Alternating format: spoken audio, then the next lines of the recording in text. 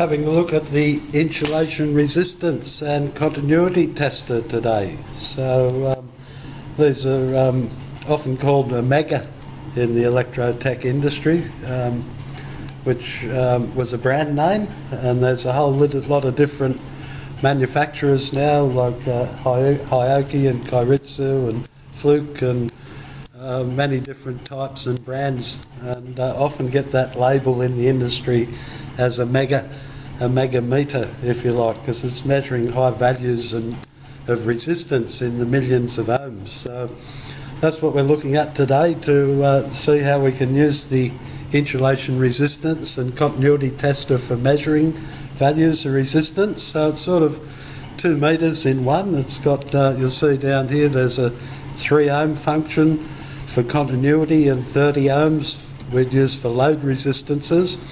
And then above that we've got, it can even use a voltmeter in there with an AC voltage scales. But up here we've got 250, 500 and 1000 volt scales, which seem pretty lethal in a lot of cases. So we often want to do that. We often want to make sure there's, we do a risk assessment before using these, and also make sure it's safe to use as well before we get into using them. So there's a lot of requirements for the insulation resistance tester, or high tester, as you can see in the labelling there. I've just picked up the analog scale type meter just for training purposes, and a lot used in industry now.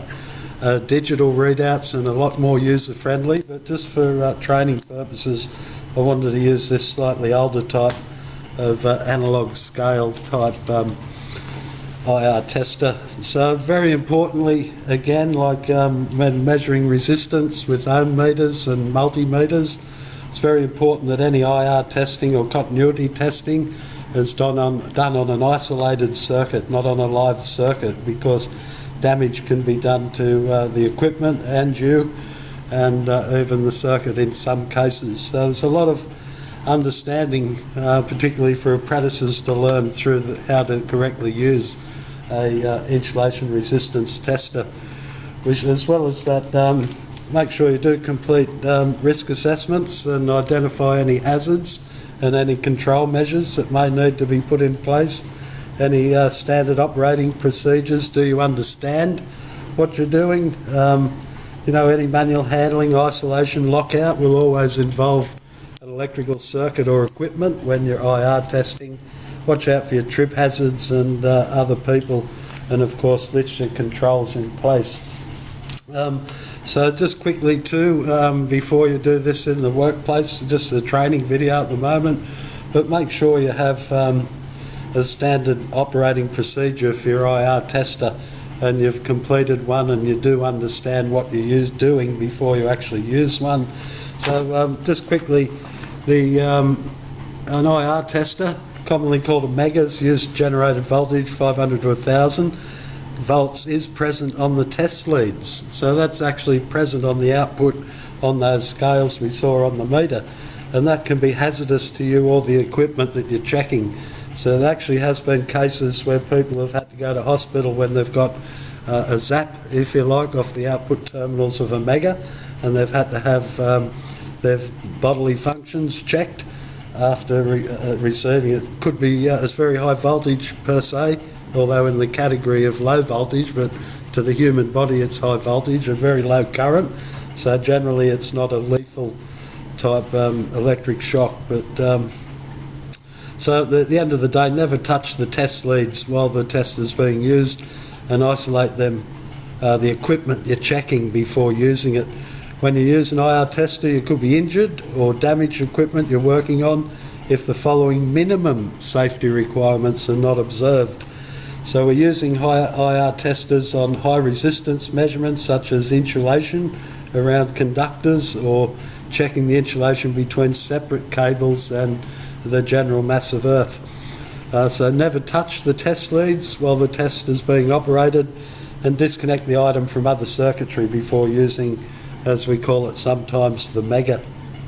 Again, it's so important to isolate wiring, de-energise and discharge circuit if there's capacitors on there, and you connect one lead to ground, one lead to common, and the other lead is reference to earth usually. When we're IR testing on a 230 volt circuit under the standard, we usually select twice the rated voltage, in this case at 500 volt. Remembering that's a DC output, it's a direct current output on these IR testing scales. And we'll be learning that normal insulations should read an infinity or greater than 100 megohms, depending on what full scale deflection is on the type of IR tester that you're reading. So a lot of safety principles in all electrical measuring and testing.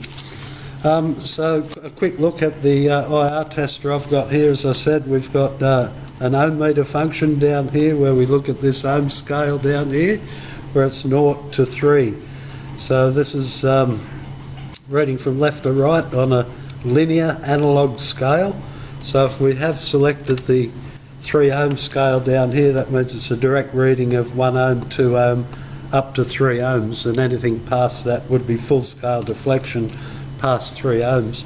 If we're on the 30 ohms, that means we'd be looking at 10 ohms, 20 ohms and 30 ohms full scale deflection. So 0 to 3 ohms, 0 to 30 ohms. A voltmeter, seldom used on the IR tester. A 250 volt output DC, 500 volt output DC and 1000 volt DC. So maybe used on low, like 110 volt circuits or testing circuits where there might be surge suppression devices that could be subject to damage if they have 500 volts connected to them. So it's not commonly used, the 250 volt. The 500 volt scale for the output IR testers probably the most common there for measuring IR resistance as far as a phase voltage to earth. And sometimes when we're testing between current carrying conductors on consumer mains or between phases of equipment, we may well be using the 1000 volt range on 415 volt potential.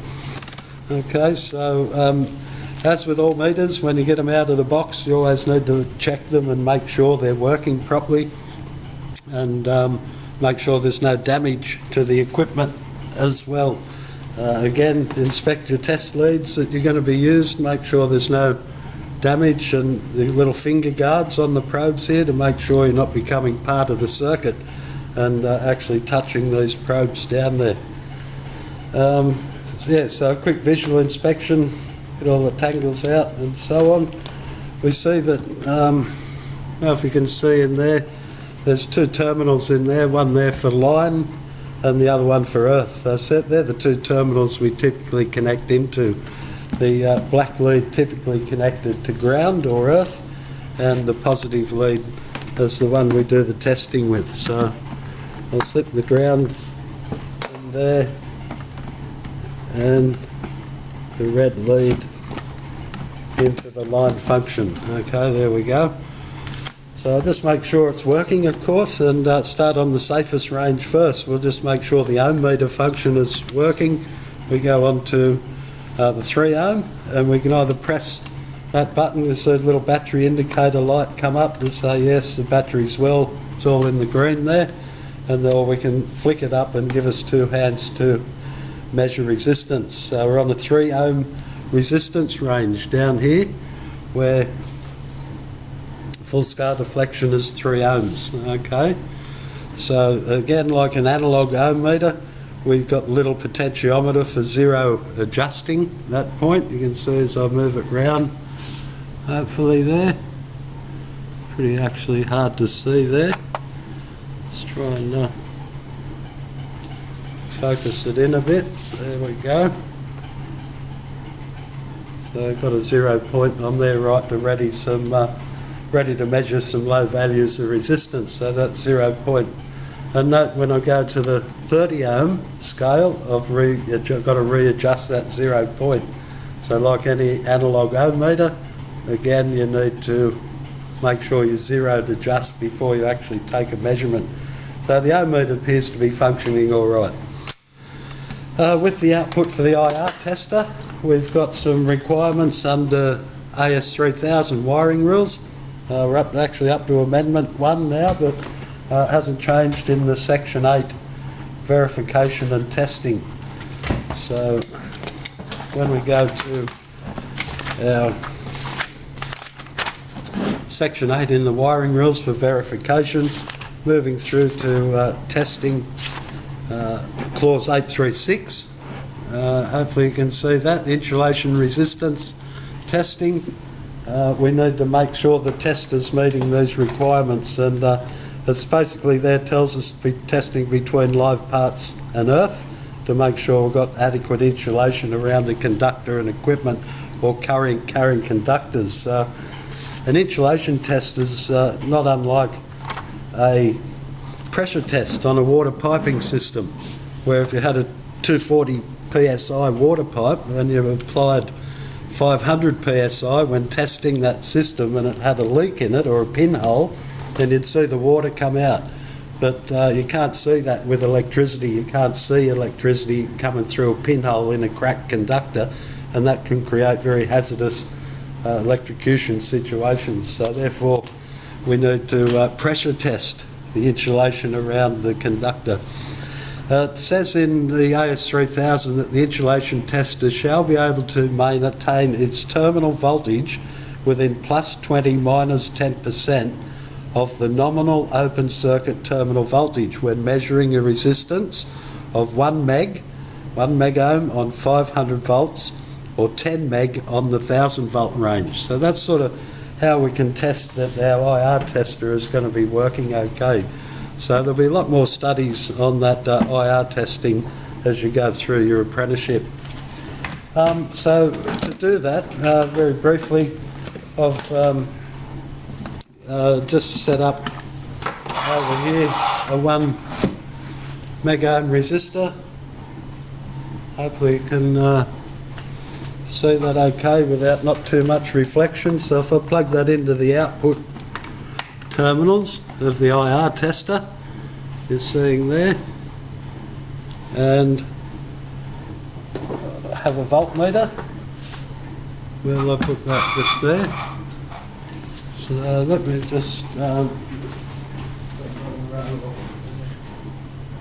see if that takes a bit of the reflection away. That's probably a bit better there. So again, the output of this voltmeter, I'm going to select 500 volt range on this, and the output here is connected across a 1 megohm resistor across there. So that's going to stress that load, if you like, at 500 volts. When I select 500 and press the test button, there'll be 500 volts appearing across that little resistor R3 there. So I can prove that by putting a multimeter across there. So as I said before, it's a DC voltage range which I've selected on here, so 500 volts DC, and a quick test we can see at 531. Okay, so is that within the range of the AS3000? So again, I'll hold it on now, as it looks like everything's safe. Minus 531 volts was just a polarity thing there on the multimeter, but the range has got to be plus 20 minus 10%, so it can range between 450 volts and 600 volts when measuring 1 meg. And note just here how the IR tester is reading that 1 meg. So 1 meg is a critical value because it does state in your results for earthing that your minimum insulation resistance shall not exceed 1 megohm. Okay? And so that's how we know the IR test is working okay in that regard. So obviously never touch the leads while that test is going on. The expected results under clause 8363, the insulation shall not be less than 1 megohm when we test equipment. So just a quick demonstration on testing equipment. Turn the meter off now. I'm happy with the calibration that it's going to be measuring resistance okay, and I can put in the proper test leads now. It's always a good idea when using an IR tester to have an alligator clip type function on your negative or your ground lead to enable a good clean tight connection on the equipment. So just inspecting that, so I'm going to have a alligator type clip lead into the earth or the common terminal, and I'm going to have my positive or line lead going into line, so it's like line and earth are the two terminals there. So just turning around to here for a bit of small demonstration on some basic types of equipment. If I look at, say, let's start with the soldering iron first up. So if I've got a basic soldering iron, 240 volt, we've got exposed metal on that soldering iron, so we don't want electrical leakage into that metal. So I can either clip onto the earth pin of the 3-core lead, or I can click onto or clamp onto the exposed metal of the soldering iron to make sure there's no electricity going to leak into the frame of that. I select 500 volts, turn the tester on, and make sure the tester's working as such. You can't see the tester working there, I don't think. So I'll try and get it in a better position for you to see. So I've got that clamp on there, and I'm testing the IR. Okay, so each lead, if you like, the active and the neutral on this piece of electrical equipment is dropping to about 50 megohms, 50 million ohms.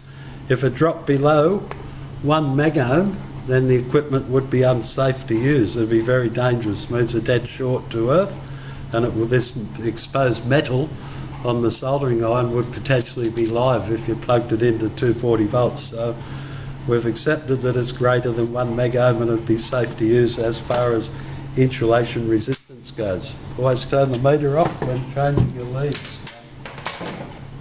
Same thing on, let's say, let's try and get it another way so you can see both happening. So there's the IR tester. Here's just a hot water service element out of your normal standard hot water service element. Want to test that for insulation resistance. So I'm going to clip the common just straight onto the sheath, onto there, so I'm at the exposed earth potential. And we're testing to make sure on these two current carrying conductors for the element that they're not down to earth. So at that point I can then turn on the IR tester and test the insulation resistance of the current carrying conductors. When I go onto the sheath of the element, notice how the meter moves down to 0, which is what we should. So we know the meter's working down there, but it doesn't move when we test the current carrying conductors, so the insulation around these conductors is good. Okay, so we've measured that high value of resistance for that one. Maybe a electric motor. Okay, so again, down onto the ground, we clip the common onto the earth, and we select, twice the rated voltage, turn the meter on. We can see them when down here, we can see the needle deflecting when I go down onto earth. And then when I check the current carrying conductors, red, white and blue, so red's high, blue's high. When I go onto the white winding, the needles drop to 0. So we've got a short circuit to earth in the white winding of that motor down in there. So again, you can see in both, white's clear, hasn't moved, infinity much greater than 1 meg, we go onto the white and it's dropped down to 0. So dead short, unsafe to connect this equipment to an electrical supply. And that's briefly it. Make sure you pack everything up again normally when you do that, and be safe.